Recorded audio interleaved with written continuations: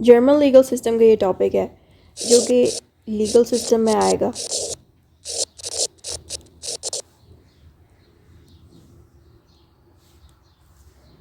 इसकी इंट्रोडक्शन में लिखा है the judicial system in Germany is based on the rules of law.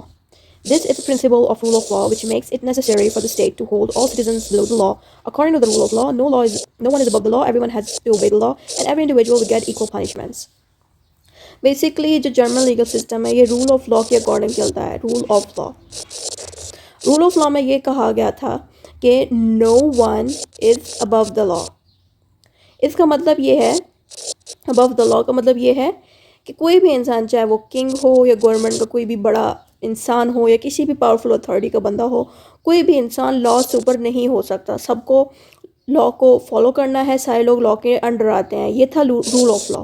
तो बेसिकली जो जर्मन लीगल सिस्टम है वो रूल ऑफ लॉ के अकॉर्डिंग चलता है और कोई भी इंसान रूल ऑफ लॉ के ख़िलाफ़ नहीं जा सकता, यानी कि लॉ से ऊपर नहीं हो सकता। सारे लोग लॉ के नीचे ही रहेंगे और जो रूल ऑफ लॉ को फॉलो करेगा उससे क्या होगा कि सारे लोग इक्वली पनिश्ड होंगे। ऐसा नहीं होगा कि किंग है या कोई ऐसा इंसान है जो बहुत ही बड़ी फैमिली से या अमीर है उसको सज़ा नहीं मिलेगी, ऐसा कुछ नहीं होगा। उसको भी उसी तरह ही पनिश किया जाएगा जैसे एक नॉर्मल इंसान को उसकी गलती पे पनिश किया जाता है। The article 94 of the Constitution of Germany has given judicial powers to judges and judicial magistrates who perform their powers independently. हम जो ये टॉपिक पढ़ रहे हैं बेसिकली जुडिशियल सिस्टम का। जुडिशियल का मतलब है जो जजेस, मैजिस्ट्रेट्स और कोर्ट्स को डील करता है, ठीक है। जुडिशियल का मतलब है जो जजेस, मैजिस्ट्रेट्स और कोर्ट्स को डील करे। तो अभी हम इस वक्त जर्मनी के जुडिशियल सिस्टम को पढ़ रहे हैं कि जर्मनी में कोर्ट्स किस तरह चलती हैं, वहाँ के जजेस किस तरह काम करते हैं।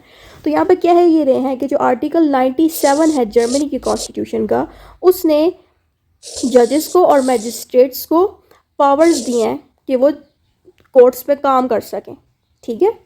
The judiciary in Germany is independent of the control of executive and legislative branches. यानी कि जो एग्जीक्यूटिव ब्रांच है और लेजिस्लेटिव ब्रांच, ये दोनों ब्रांचेस जुडिशरी की ब्रांच को कंट्रोल नहीं करेंगी, ठीक है, क्योंकि जर्मनी के कॉन्स्टिट्यूशन ने कोर्ट्स को इंडिपेंडेंट पावर्स दी हैं कि वो इंडिपेंडेंटली वर्क कर सकते हैं और ये दोनों ब्रांचेस इसमें दखल नहीं देंगी, ठीक है। द जजेस in Germany work according to the law given in the constitution of Germany and they are not terminated from service without any breach of duties. कहना यहाँ पे ये चाह रहे हैं कि जजेस को जर्मनी की कॉन्स्टिट्यूशन ने पावर्स दी हैं, ठीक है, और जर्मनी के कॉन्स्टिट्यूशन ने जो लॉज बनाए हैं उसी लॉ के मुताबिक वो जजेस उन कोर्ट्स में काम करेंगे। और साथ में अगर वो जजेस लॉज को ब्रेक अगर नहीं करेंगे तो उनको नौकरी से निकाला नहीं जाएगा, उनको टर्मिनेट नहीं किया जाएगा। डेफिनेशन ऑफ जुडिशरी, ये डेफिनेशन ऑफ जुडिशरी किसी भी जुडिशरी के टॉपिक के साथ आप लिख सकते हैं। ये डेफिनेशन ब्लैक्स डिक्शनरी से ली गई है। इसमें लिखा है परटेनिंग और relating to the courts of justice, to the judicial department of government और टू एडमिनिस्ट्रेशन ऑफ जस्टिस। यहाँ पे लिखा यह है कि जुडिशरी उस ब्रांच को कहते हैं, judiciary is related to courts of justice, यानी कि जुडिशरी का मतलब है जो कोर्ट्स को डील करती हूँ, ठीक है। To the judicial department of government, और जितनी भी जुडिशियल डिपार्टमेंट्स हैं यानी कि जज वाले, कोर्ट्स वाले जितने भी डिपार्टमेंट्स मौजूद होंगे कंट्री में उन सब को जुडिशरी कहते हैं। और ये जितने भी डिपार्टमेंट है ये क्या करेंगे, एडमिनिस्ट्रेशन करेंगे। किस चीज़ की एडमिनिस्ट्रेशन करेंगे, जस्टिस की, कि लोगों को इंसाफ मिल रहा है कि नहीं। जस्टिस का मतलब है इंसाफ करना। तो ये सारा कुछ जो था इस जुडिशरी को एक्सप्लेन कर रहा है। सेलिएंट फीचर्स क्या हैं जर्मनी के जुडिशरी का। फॉलोइंग मेंशन डिटेल्स और few salient features of Germany. पहला सेलिएंट फीचर ये है कि German judicial system provides justice to everyone. पहला सेलिएंट फीचर ये है कि जो जर्मनी का जुडिशियल सिस्टम है यानी कि जो जर्मनी के कोर्ट्स हैं वो सारे सिटीजन्स को जस्टिस प्रोवाइड करते हैं, यानी कि इंसाफ देते हैं। जर्मन की जो जुडिशरी है वो प्रोटेक्ट करती है ह्यूमन राइट्स को, ये इसका थर्ड सेलिएंट फीचर है, सेकेंड है सॉरी। और जो थर्ड सेलिएंट फीचर है वो है German judiciary gives punishment to the wrongdoers and provide compensation to the innocent.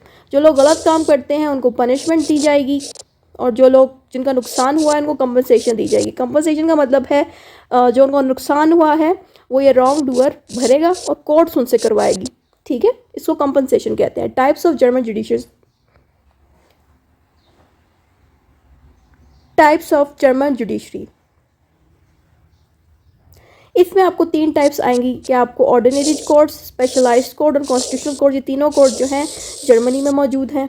अब इन्हीं तीनों को पढ़ने लगे हैं। पहला है ordinary code. Ordinary code deals with criminal cases as well as civil cases. जो ऑर्डिनरी कोड्स हैं वो क्रिमिनल केसेस के साथ साथ सिविल केसेस को भी डील करती हैं। Ordinary codes are the federal courts of justice of Germany. इन ऑर्डिनरी कोर्ट्स जो हैं इनको हम फेडरल कोर्ट्स भी कहते हैं।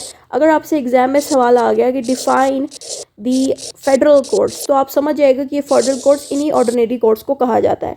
इन ऑर्डिनरी कोर्ट्स का जो जर्मन में नेम है वो ये लिखा हुआ है, जिसका नाम है बंड्सगेर्स्टहोफ।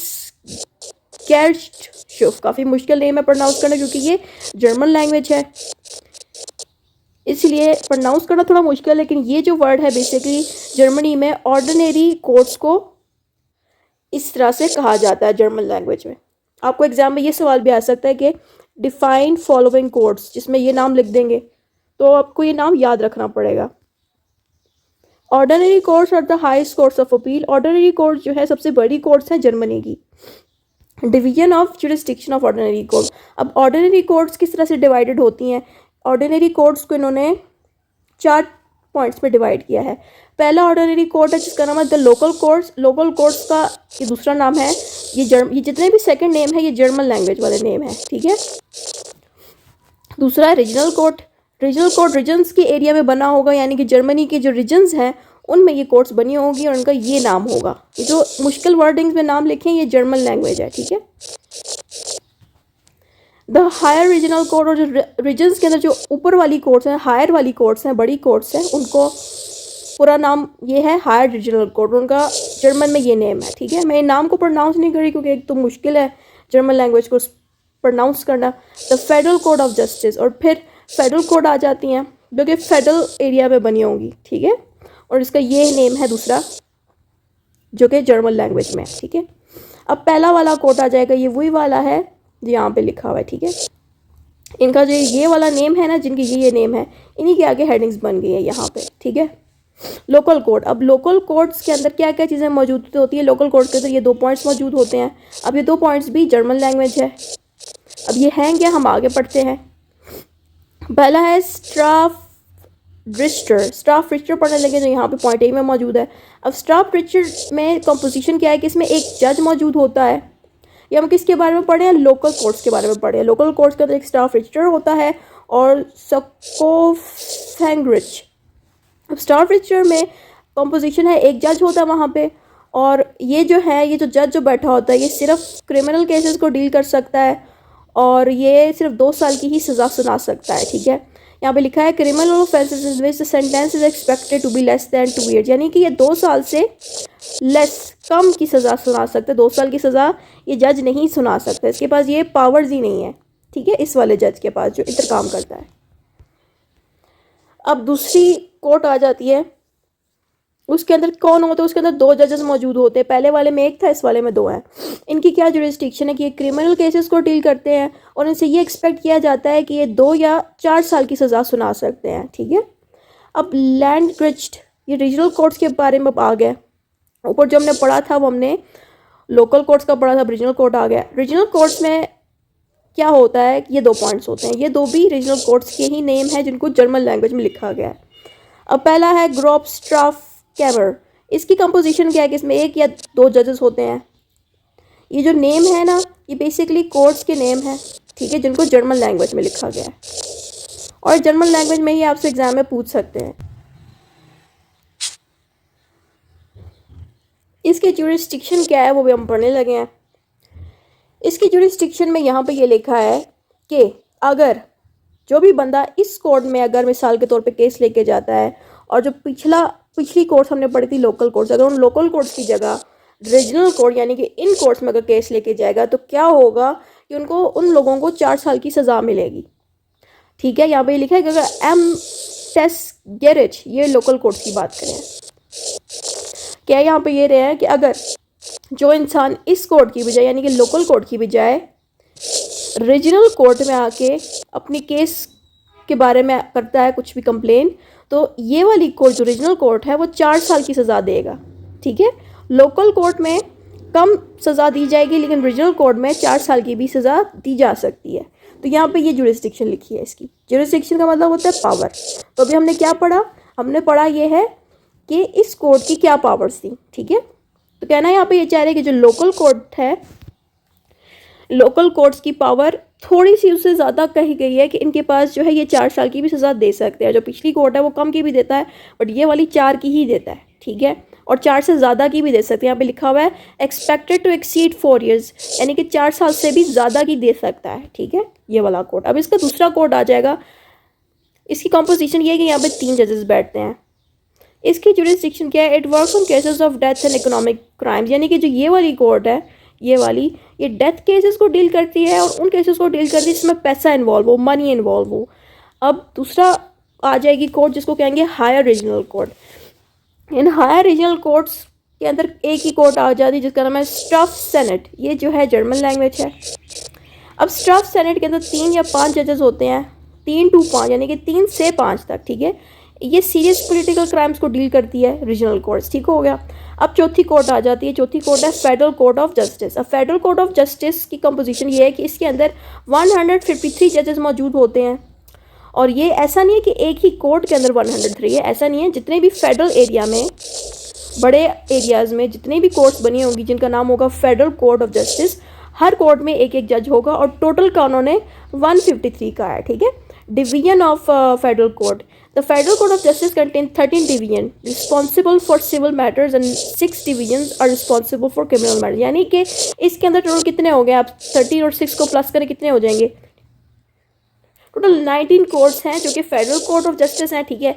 19 में से 13 जो है, जैसे यहाँ पे लिखा है, 13 जो है सिविल केसेस को डील करेंगी और जो 6 होंगी इनमें से वो क्रिमिनल केसेस को डील करेंगे, यानी कि आधे जजेस इधर बैठे होंगे, आधे इधर बैठे होंगे। अब इसकी जुरिस्डिक्शन, इसकी पावर्स क्या है? पावर्स को कहते हैं जुरिस्डिक्शन। अब फेडरल कोर्ट्स की पावर ये है कि ये जर्मनी के higher court of civil and criminal jurisdiction, यहाँ पे क्या ये रहे हैं कि जर्मनी में जितने भी सीरियस लेवल के क्राइम्स और सिविल केसेस होते हैं, जो भी सबसे बड़े लेवल के होंगे, वो इन्हीं कोर्ट्स पे आएंगे। मतलब कि जो छोटे मोटे केसेस होंगे वो तो बाकी रीजनल और लोकल में चले जाएंगे केसेस, लेकिन जो फेडरल कोर्ट्स हैं वो काफ़ी सीरियस लेवल के केसेस को डील करेगा, जो कि सिविल लेवल के भी हो सकते हैं, क्रिमिनल लेवल के केसेस भी हो सकते हैं। अब स्पेशलाइज्ड कोर्ट्स आ जाएंगी। Specialised courts hear cases related to administrative, labour, social, financial matters. ये एडमिनिस्ट्रेशन से लेके केसेस को डील करेगा, लेबर के केसेस डील करेगा, सोशल केसेस डील करेगा और फाइनेंशियल केसेस डील करेगा। अब आ जाती है डिवीजन्स ऑफ स्पेशलाइज्ड कोर्ट्स। इसी स्पेशलाइज्ड कोर्ट्स की डिवीजन आ जाती है। डिवीजन का मतलब ये है कि ये जो स्पेशलाइज्ड कोर्ट्स है ये कितने पार्ट्स में डिवाइडेड है। अब पहला पार्ट है इसका एडमिनिस्ट्रेटिव कोर्ट। एडमिनिस्ट्रेटिव कोर्ट में क्या है हम वो पढ़ने लगे हैं। पहले एडमिनिस्ट्रेटिव कोर्ट में लिखा है the jurisdiction of the administrative court covers legal protection against all administrative acts and other administrative process. Basically जो कंट्री के अंदर, जो जर्मनी की जो कंट्री है उसके अंदर जो भी एडमिनिस्ट्रेशन का काम हो रहा है, यानी कि जो भी अथॉरिटीज़ गवर्नमेंट की वर्क कर रही हैं, एडमिनिस्टर कर रही हैं, इन सब केसेस को एडमिनिस्ट्रेटिव कोर्ट्स डील करी। यानी कि जो भी गवर्नमेंट अथॉरिटी कोई काम अपना अगर नहीं करी सही से, एडमिनिस्ट्रेशन सही से नहीं करी, उसकी केस को ये लोग डील करेंगे। अब लेबर कोर्ट में ये होगा कि लेबर वर्कर्स, यानी कि जो काम वाले लोग होंगे, जो काम करते हैं किसी कंपनी में, या कोई कॉन्ट्रैक्ट की डीलिंग हो गई है, कोई किसी एम्प्लॉय ने कोई कॉन्ट्रैक्ट किया, उसको पैसे नहीं मिल रहे उसके लेबर के, उसके काम के, ठीक है, उन तमाम केसेस को ये वाले कोर्ट्स डील करेंगी, ठीक है। और तीसरी आती है सोशल कोर्ट। सोशल कोर्ट जो है disputes from areas of social security, यानी कि जो भी लोगों के बीच में आपस में लड़ाई हैं, यानी कि इसमें आपस में एक दो लोग लड़ पड़े हैं, ठीक है, किसी बदतमीजी की वजह से, किसी भी वजह से, तो उन केसेस को सोशल कोर्ट्स डील करती हैं। अब आती है फाइनेंशियल कोर्ट। फाइनेंशियल कोर्ट्स जो है टैक्सेशन रिलेटेड मैटर्स को डील करते हैं। टैक्सेशन को कहते हैं टैक्स, ठीक है, टैक्स, जो भी टैक्स वाले केसेस होते हैं कि फलां बंदे ने टैक्स नहीं दिया, तो उसके केस को भी आप इस वाले कोर्ट्स में लेके जाओगे। तो बेसिकली डिफरेंट कोर्ट्स डिफरेंट चीज़ों को डील करती हैं। फिर आती है कॉन्स्टिट्यूशनल कोर्ट्स। कॉन्स्टिट्यूशन में क्या होता है? The federal constitutional court in Germany which is called as this. मैं नेम्स को प्रोनाउंस नहीं करूँगी क्योंकि ये जर्मन लैंग्वेज में और मैं गलत भी प्रोनाउंस कर सकती हूँ। तो is the higher and most important judicial body in Germany. यहाँ पे क्या ये रहेंगे, जो कॉन्स्टिट्यूशनल कोर्ट है ये सबसे बड़ी और सबसे इंपॉर्टेंट जुडिशियल बॉडी, यानी कि सबसे बड़ी है सारी कोर्ट्स में से। It is considered the most powerful court in Germany because it has the power of judicial review. ये वाहिद कोर्ट है जिसके पास जुडिशियल रिव्यू की पावर होती है। जुडिशियल रिव्यू क्या होता है? जुडिशियल रिव्यू का मतलब है, मैं यहाँ पे एक सेपरेट पेज पे आपको एक्सप्लेन करती हूँ। ये है जुडिशियल रिव्यू, ठीक है, जुडिशियल रिव्यू। अब होता ये है कि जो एग्जीक्यूटिव डिपार्टमेंट है जिसमें पुलिस भी होती है और जो भी एक्स्ट्रा लोग होते हैं, फिर लेजिस्लेटिव डिपार्टमेंट है। लेजिस्लेटिव में क्या होता है? जो लॉज बनाते हैं। तो ये जो डिपार्टमेंट्स हैं इन पे कोर्ट्स के जो जजेस हैं जब चेक रखते हैं, इस चेकिंग करने वाले प्रोसीजर को कहते हैं जुडिशियल रिव्यू। ठीक है, तो जुडिशियल रिव्यू की पावर सिर्फ और सिर्फ जर्मनी के कॉन्स्टिट्यूशनल कोर्ट्स के पास है, इसीलिए ये सबसे पावरफुल है। Judicial review is a method in which judges of the higher courts may cancel the laws made by legislative branch. That means if laws made by legislative branch are not according to the Constitution of Germany, then those laws will not take in effect, but courts will cancel those laws. उसके अलावा हाँ, अब ये वही बात लिखी है कि जो भी लॉज बनाएगी लेजिस्लेटिव ब्रांच, उसको कोर्ट्स जो है, कौन सी कोर्ट कैंसिल कर सकती है? ये वाली कोर्ट। और कोर्ट्स के पास ये पावर नहीं है कि वो लेजिस्लेटिव ब्रांच के लॉज को कैंसिल कर सके। तो होगा ये कि जुडिशियल रिव्यू करके लेजिस्लेटिव ब्रांच पर जो लॉज बनाए होंगे उनको चेक करेगी। अगर लॉज जो है कॉन्स्टिट्यूशन के खिलाफ होंगे तो जजेस उन लॉज को कैंसिल कर देगी। जब कैंसिल करेगी तो वो लॉज आगे कंटिन्यू नहीं करेंगे। जुरिसडिक्शन ऑफ कॉन्स्टिट्यूशनल कोर्ट्स है सुप्रीम कोर्ट। अब इनकी जुरिसडिक्शन आगे, पावर्स आगे के ये जो ऊपर हमने कोर्ट पढ़ा था, इसकी क्या पावर्स है? इसके पास जुडिशियल रिव्यू की पावर है। Judicial review power is available only to the federal courts, यानी कि जो जर्मनी की फेडरल कोर्ट है उनके पास ही सिर्फ जुडिशियल रिव्यू की पावर्स है। उसके अलावा उनके पास अपेलेंट जुरिसडिक्शन भी है, ओरिजिनल जुरिसडिक्शन भी है। अब अपेलेंट और जुरिसडिक्शन आपको ओरिजिनल आपको एक्सप्लेन आउट कर देती हूँ। अपेलेंट का मतलब है कोई भी बंदा अगर इनको अपील भेजेगा किसी केस की तो ये उनको भी सुनेंगे, और कोई भी बंदा एक बिल्कुल ताज़ा न्यू केस भी इनकी तरफ लाएगा उसको भी ये डील करेंगे। ओरिजिनल केस का मतलब है ऐसा केस जो बिल्कुल ताज़ा आया हो। अपील का मतलब है वो केस जो ऑलरेडी किसी कोर्ट में चल रहा हो और उस कोर्ट ने कोई जजमेंट दी हो और वो जजमेंट अच्छी ना लगी हो, तो उस जजमेंट पे दोबारा अपील की जाएगी इन कोर्ट्स में। यानी कि अपेलेंट का मतलब है ऑलरेडी हुए केस को दोबारा करना, और ओरिजिनल का मतलब है एक नया केस आना जो कहीं किसी और कोर्ट में ना आया हो। तो there are 5 different supreme courts having their own dominion jurisdiction. यहाँ पे ये लिखा है कि जर्मनी में 5 सुप्रीम कोर्ट्स मौजूद है जिनके पास अपेलेंट कोर्ट्स की पावर है। उसके अलावा ओरिजिनल कोर्ट्स में ये लिखा है कि each federal courts have their own original jurisdiction. और जितने भी ये जो फेडरल कोर्ट जो जर्मनी में मौजूद हैं, 5 ही हैं जितने भी हैं, सबके पास ओरिजिनल जुरिसडिक्शन की भी पावर है और अपेलेंट जुरिसडिक्शन की भी पावर है। अब इंटरनेशनल जुरिसडिक्शन, इसमें क्या होता है कि federal constitution has the international jurisdiction. होता यह है कि जर्मनी के जो भी डीलिंग दूसरी कंट्री के साथ होती है, जैसे कि फ्रांस के साथ हो रही है या पाकिस्तान के साथ हो रही है या इंडिया के साथ हो रही है, यानी कि इंटरनेशनल कोर्ट्स के साथ इंटरनेशनल डीलिंग जो भी हो रही है तो वो इन्हीं कोर्ट्स में होती है। और ये कोर्ट्स जो हैं इनको कॉन्स्टिट्यूशनल कोर्ट्स भी कहते हैं या सुप्रीम कोर्ट भी कहते हैं। अब इसके कंक्लूजन आगे कंक्लूजन में लिखा है to conclude that the judicial system in Germany consist of 3 different types of courts. One is ordinary and it deals with criminal and civil cases, and the other is specialised court such as administration, labour. Basically जितना कुछ भी लिखा है सारा कुछ वही है जो हमने ऊपर पढ़ा था, उसी को शॉर्ट करके यहाँ पे लिख दिया गया है।